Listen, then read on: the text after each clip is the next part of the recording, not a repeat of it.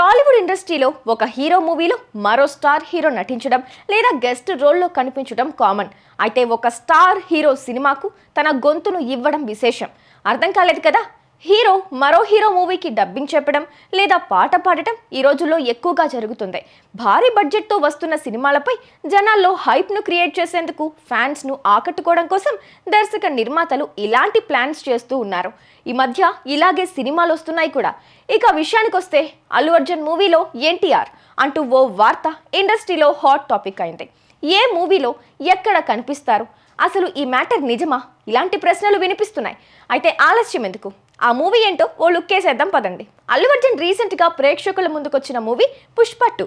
ఈ మూవీలో జాతర ఎపిసోడ్ కీలకం. సెకండ్ హాఫ్లో వచ్చే ఈ సన్నివేశం సుమారుగా 20 నిమిషాల నిడివితో ఉంటుంది. ఈ సన్నివేశంలో ఒక పాట ఉంటుంది.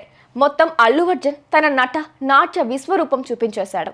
అయితే ఈ పాట గురించి సోషల్ మీడియాలో రకరకాల పుకార్లు వినిపిస్తున్నాయి. ఆ పాట పాడిందెవరు? అసలు ఎన్టీఆర్ ఈ పాటను నిజంగానే పాడారా అంటూ అల్లు అర్జున్ ఫ్యాన్స్ సైతం ఆశ్చర్యపోతున్నారు.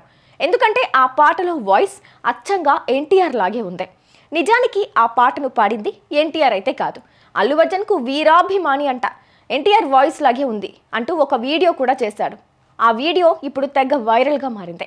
అచ్చుగుద్దినట్లు ఎన్టీఆర్ పాడినట్లే సింగ్ చేస్తే ఈ వీడియోని జత చేశారు. కానీ ఒరిజినల్గా పాటను పాడింది మాత్రం మహాలింగం. చంద్రబోస్ ఈ పాటకి లిరిక్స్ రాయగా దేవిశ్రీ ప్రసాద్ సంగీతం అందించాడు. కేవలం పుష్ప 2 చిత్రంలోనే కాదు, ఇండియన్ ఫిలిం ఇండస్ట్రీ హిస్టరీలో ఈ పాట ఎప్పటికీ చిరస్థాయిగా గుర్తుండిపోతుంది. ఇదండి అసలు మ్యాటర్. ఇక పుష్ప 2 నెల దాటిన కలెక్షన్స్ మాత్రం ఏమాత్రం తగ్గేదేలే అంటున్నాయి. వరుసగా ఒక్కో రికార్డును బ్రేక్ చేస్తూ వస్తున్నాయి. ప్రస్తుతం 1900 కోట్ల గ్రాస్ను వసూలు చేసిందని వార్తలు వినిపిస్తున్నాయి.